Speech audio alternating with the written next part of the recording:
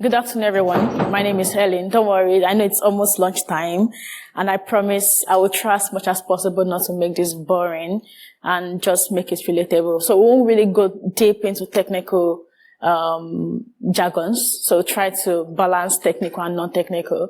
And I'm sure that here today, we all use internet, right? So, which is like an interesting topic for us. And so today I'll be talking about, will ReCAPTCHA be enough? And how do we secure websites in an AI-driven world, right? And so my agenda for today would be presenting the changing face of the internet. Let's talk about, internet. When was internet born? And when is internet's birthday, And then we can see how this has evolved with the adoption of AI. And then I would explain quickly what ReCAPTCHA is, in a simpler terminology as much as possible. And then I would also dwell into how AI is beating CAPTCHA, right? And what are the security gaps in ReCAPTCHA? And what does modern security principle requires? And lastly, we talk about the evolving solution beyond ReCAPTCHA. Do we have any other solutions that could protect our websites beyond ReCAPTCHA? What other solutions do we have out there? And also, we're talking about the future of web security. And you will help me answer the question if ReCAPTCHA is enough or not at the end of this session. So if there is anything at all that you would love to take home is, after my presentation this afternoon is, from what Helen said, from Helen's presentation, is ReCAPTCHA actually enough? And then you give me like a yes or a no answer based on my presentation, or I can hear your opinion or view. I mean, this is not me telling you what is enough or not. It's about, let's contribute. I mean, this is AI, and I'm sure that everyone understands AI, or it's a buzzword or whatever. AI is a new thing. So, but I'm happy that I'm talking to real human here today and not AI, so, which would make it more interesting.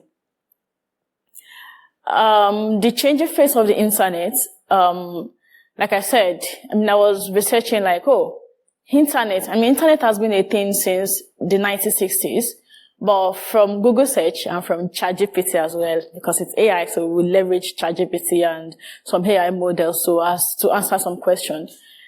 ChatGPT said, Google internet's birthday is now celebrated every 1st of January, and internet was born because there is a date, 1983. I don't know who has been there in 1983 or before then. But so, internet's birthday is 1983, 1st of January. And so every 1st of January, we kind of celebrate internet's birthday. As we celebrate the new year, we also celebrate, having internet. And, AI is, of course, reshaping the web. And AI powers everything from chatbots, recommendations engines, automated customer support, and personalized content. And sincerely, 10 years ago, I feel the way the internet works or the way the websites work is a bit crappy. But right now, everything is now really faster and smarter. But also, I would say it's now also complex and exploitable with the AI in this AI world. And then second, there is a surge in web dependencies, right? There have been increasingly reliance on digital services, e-commerce. Education can actually be done online. You don't have to be in Lancaster in person to have your first degree, for instance. I can at first I want to do my master's or PhD online at a university in the US while residing in the UK. So that means if your banking application, you don't have to go to your bank to make your transaction. So which means that it's now it's part of us. It's what we do, from finances to health to education and the likes. And because of this, that has dramatically increased the attack surface. I remember, back then, security wasn't even a thing when there was IPv4 or TCP/IP, right? But when we had TCP/IP, security was not considered at first. But because we now have needs for more IP addresses, And there are now a lot of securities. That's why we kind of like something we call IPv6, version 6 and the likes. So, and as AI become a thing, I think now security will now evolve as AI is evolving as well in this scenario. And so every login page, every checkout form, every contact submission is now a potential entry for bots. And AI is also fueling the threat from what I have here. And the truth is, as AI enhances user experiences, it also empowers more sophisticated and human-like attacks, right? In my everyday work, sometimes I use AI model, GitHub Copilot, for instance, when you want to query, right? Ask AI to help you with writing some functions. And so that means what would take me, say, hours to complete would take me maybe minutes, right?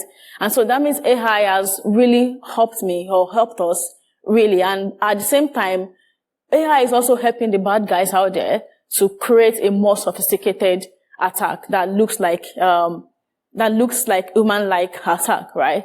And so the question here is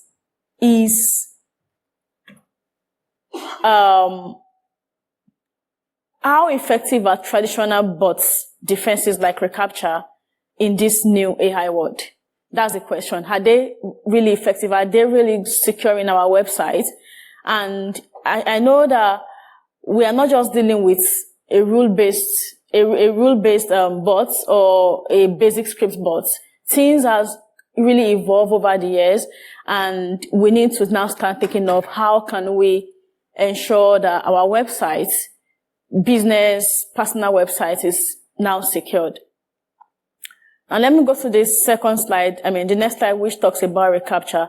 I won't ask us a question. I will just tell us what a CAPTCHA is. CAPTCHA means completely automated public Turing test to tell computers and human apart.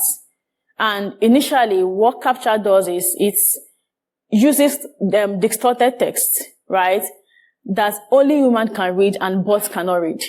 But right now, it's not the same again. Even bots can read distorted text and any other means of ReCAPTCHA method.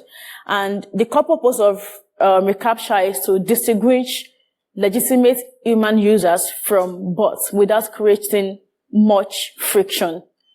And I also saw something like a gatekeeper function, and which kind of protects your login page, your APIs, or your forms. And it requires a user to pass a challenge or meet a trust threshold before you could actually continue with the website. I know that all of us, in a way or the other, have experienced this on a website when you want to log in, like either you use like a checkbox or it's saying identify the bicycle in this image, or read out this thing and then read out this letter, We'll dwell on that, but that's like the main function of ReCAPTCHA, telling apart what is human and who a bot is. And in my next slide there, it's just telling us, I just kind of want to quickly walk us through the different types of ReCAPTCHA and the evolution of ReCAPTCHA since in the last 2 decades. In 2007, we have ReCAPTCHA version 1, which uses a word transcription from digitized books, like distorted text. And then moving on to like 7 years after, in 2014, we have the version 2 that mostly uses the I am not a robot checkbox and also image classification challenge. And then in 2018, which was about 5 years ago, we have the ReCAPTCHA version 3. And what ReCAPTCHA version 3 is, it does not even need your interaction. It does not need user interaction. Version 3 uses what we call the risk scoring based on behavioral data around your mouse movements, your clicking pattern, your hyper reputation. And that is the latest ReCAPTCHA version 3 that we have, which is mostly developed by Google. So all this version 1, version 2, version 3 is owned by Google.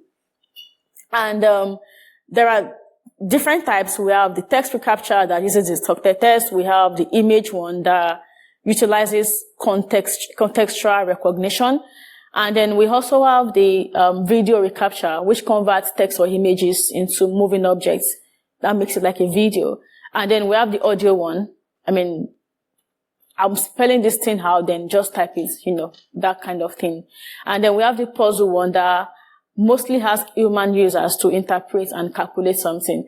I mean, I think there are some puzzle ones that like you have to drag a particular image to fit into a particular image, and then it's to give like a score 97%, 99%. And if you don't meet a particular score, then you won't be redirected to the next page.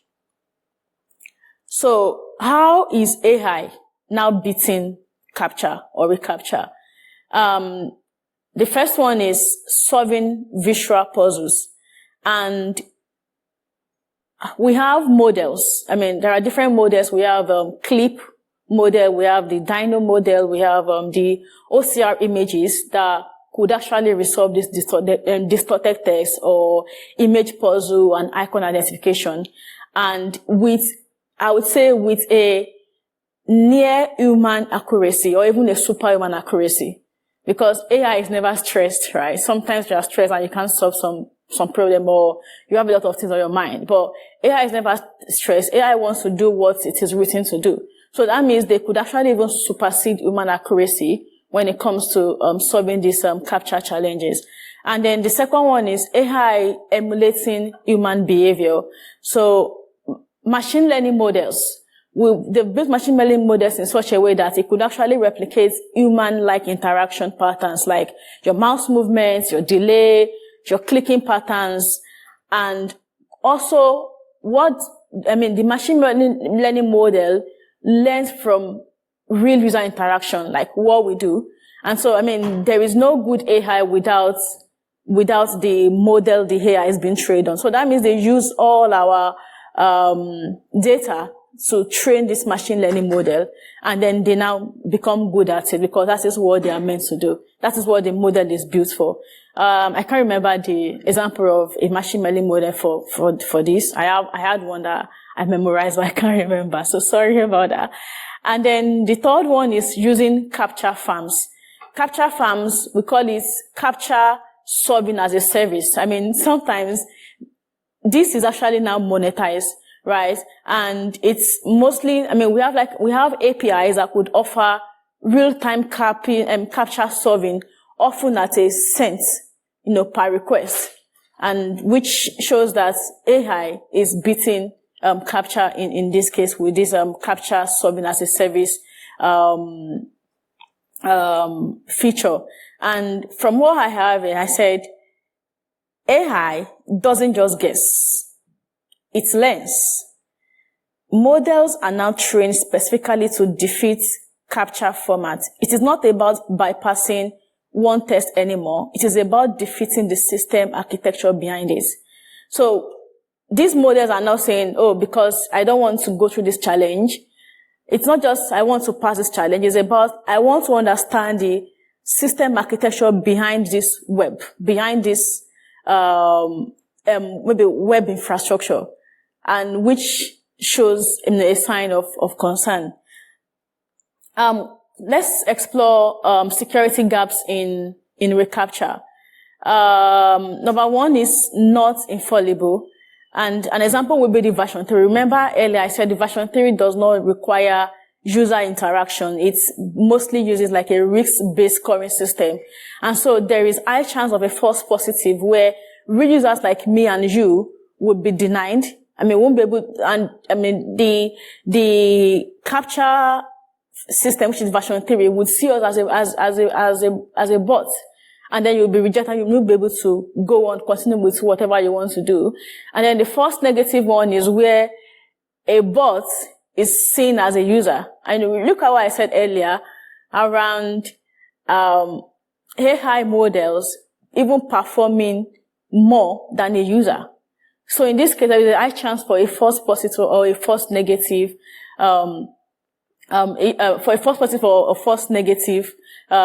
security gaps in ReCAPTCHA version 3. And then there is something around what we call the user friction. And it's around usability versus security trade-off.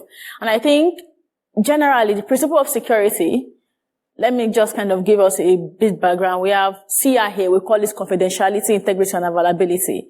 And sometimes the CIA triad is not mostly going to be 33.3% all true. is about, depending on your application, depending on your project or how sensitive your application is, you might want to vary. Do you want more confidentiality over availability or integrity in that scenario for information security principle? And so in this case, we need to kind of trade off user experience and security. And that's like one of the security gaps around that. E.g., look at version 2, which uses, I am not a robot checkbox or image classification. I mean, especially on mobile, I don't know if you've experienced this before. Sometimes it's easier for you to solve the CAPTCHA challenge while using a laptop compared to using a mobile devices. So there are some friction around this. And then this poor user experience could lead to bounce rates and then maybe just abandon the whole project. And then you don't even want to stress yourself. You just go through customer and support requests. And that means there will be more support requests from the application support team. So which like AI should help with our job, but at the same time, it's also in a way creating some challenges if we did not strike the balance. And another security gap I could see here is accessibility issue. An example would be the visual one, the audio one, or the image one. Someone with disability that could not see. How would that person be able to solve, a CAPTCHA challenge in this situation? And some of these CAPTCHA version are not compliant with the WCAG standard, which is the Web Content Accessibility Guidelines. And last one I have here is the privacy concern. Privacy concern, look at version 3 that I said uses like a risk score basis, which means that this is taking some data from you, capturing your IP address. Sorry, let me just go with this next one. Capturing like an IP address, and which could raise like a privacy red flag around that. And one thing while I was preparing this slide, I thought of is that means we might also be depending on the third-party services. So CAPTCHA being owned by Google, if Google server is down, that means your website is not protected. You are relying on the third-party services in this scenario. So now we've talked about the internet, different type of CAPTCHA, and the security gaps in CAPTCHA. Now let's explore the main reason why we are here today. What does modern website security require? Defense in depth. I think it's everywhere. Defense in depth. Even as human, when we interact with other humans, sometimes you don't want to trust by default, and I'm sure a lot of us don't just trust a stranger by default. You still kind of have like a layer of defense or a doubt in you as, okay, let me try the water and test the water before just dipping my leg inside the ocean itself. And this is also applicable to the real world. Websites or any technical, development. So, layered intelligence security. Number one, we have the behavioral analysis. Behavioral analysis is in the sense that let's track how user interacts, the click pattern, the number of time, number of time you spend on a particular page to detect anomalies, right? Another one is device and browser fingerprinting. Just like what browser and device fingerprinting will be to collect unique identifiers like your OS, the plugin used to build that particular website, to flag any suspicious configuration or spoofed environments. And then the user journey tracking. The user journey tracking, mostly, how do we monitor user sequence, say from login page to browse and then to checkout page, and see if there's any inconsistency, and then or a high risk behavior, And then another one will be AI-powered anomaly detection. Let's leverage machine learning models that could help adapt to new attack patterns rather than just saying a rule-based or a script-based. And what this machine learning model will do is it could detect anomalous behavior based on pattern. And it's not like a signature detection kind of. It's like it learns the way you do. Learn your pattern over time and be able to predict if something is malicious or not. And then the last one is the threat intelligence field. We need to leverage, there are different threats intelligence feeds out there, leverage external threat intelligence feeds, and then capture IPs that are already flagged as malicious or suspicious, and use that to improve your web security. So, evolving solution beyond ReCAPTCHA. I think I need to run fast because I have just a few more minutes, and then I could give us room to contribute. So, beyond ReCAPTCHA, we have what we call the HCAPTCHA, which is more privacy focused, and it could be monetized for some websites. And it's one thing I like about the HCAPTCHA is that it's GDPR friendly because it focuses on minimizing personal data collection. It doesn't collect much data from you. And then we have the Turnstile, which is owned by Cloudflare. And the Turnstile one is also invisible and non-interactive. And it considers user experience first. And it also uses devices and browser signal behind the scene to train its model. And the last one here, we have it's biometric and behavioral authentication, like continuous authentication. So it's not just passing a captcha page on the login and then that's all. It's beyond that. So what it's doing is like, okay, let me perform a continuous authentication throughout the user journey experience. When you log in, when you're trying to make your transaction, when you're trying to log out, and that way it's able to, that way it's kind of difficult right now, at the moment, it's difficult for a machine learning or an AI model to learn the entire behavioral journey of a user.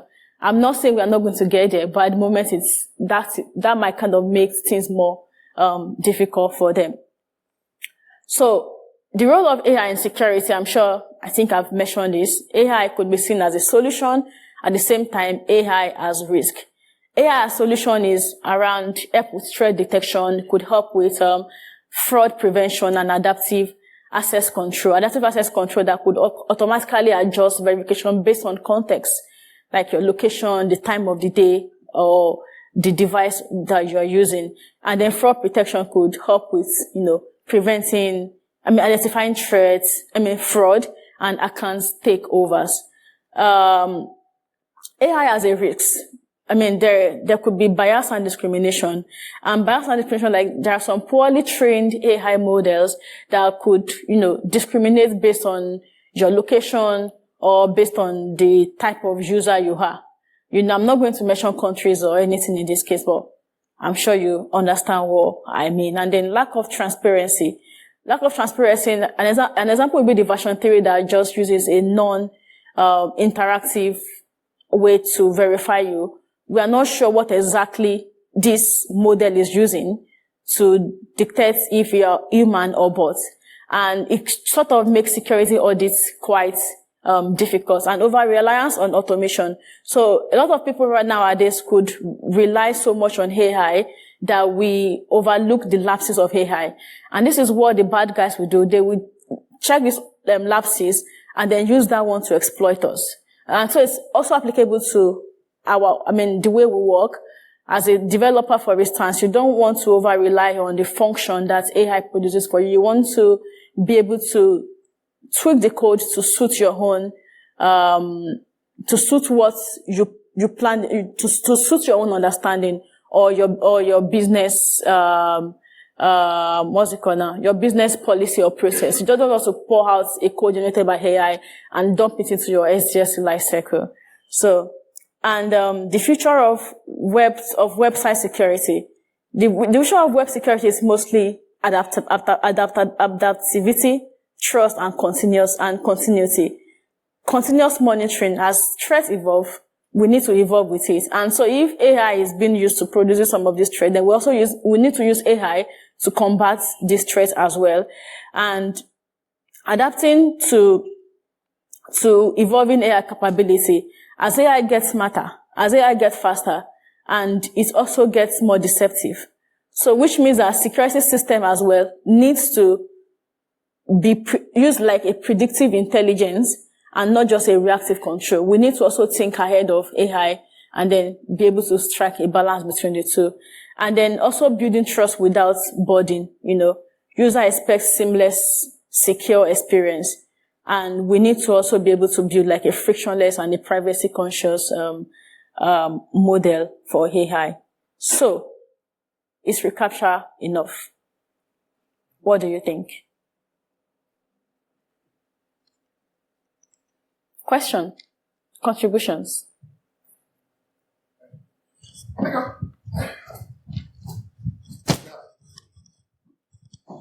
So, looking at most of the additional features you're adding, if you disable JavaScript on your browser, you can't do any of that. So, as a website owner, you've got a choice between discriminating against people who disable JavaScript or not allowing them to log in at all, or create an account at all, or running your ReCAPTCHA. How do you recommend dealing with that from an accessibility point of view in particular? Yeah, so I think it all depends on what. So disabling JavaScript, for instance, is it going to be adaptable to all users? Some browsers allow JavaScript, some browsers does not allow JavaScript. So I think you need to kind of strike a balance between your user database. I mean, who are the kind of people that will be accessing this website? And then it's going to be like a risk-based call. I won't say yes, disable it, or no, disable it. But you have to kind of strike a balance between, have like a risk-based balance. Okay, if a user browser does not need a JavaScript, how would that affect my business, for instance, So you just have to be as flexible as possible to accommodate, lots of users. Does anybody want to answer Helen's question about whether ReCAPTCHA is going to be enough? Or is that a conversation over lunch? Alternatively, do you have any other questions? Yes, sir, at the back. Thank you for asking a question. Do you think, you mentioned about the kind of biometric and behavioral analysis. Do you see that playing a growing role in, determining authenticity, or is the focus really in other areas? So, you're asking a question around the biometric authentication method. Yeah, I think for now, I see that as a way to combat any AI threats, because from what I explained about biometric authentication, it's not just going to give an authentication at the login page alone. It's going to continue to challenge you or look at your gait or gesture throughout the user journey, right? And not just at the login page. So I think that in a way would kind of make it inconvenient for a bad guy or AI models to quickly bypass that sort of thing. But I'm not saying tomorrow they won't be smart enough to be able to bypass that. But now, what we are trying to do is how can we make things difficult for them? So for instance, if you're saying MFA authentication, we are not saying MFA cannot be bypassed, right? And it's just that it's just kind of give them an extra time, or it's give them like an extra headache to bypass an MFA. But eventually they can bypass an MFA. So that is why we have like layers of defense, like multiple layers of defense in our say technology or your website here. Yeah. Well, let's give Helen a round of applause. Thank you very much.